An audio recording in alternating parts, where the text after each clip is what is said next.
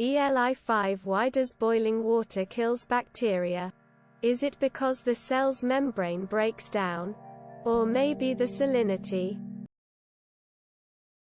Boiling uses heat to destroy structural components and render the processes necessary to sustain life unable to function.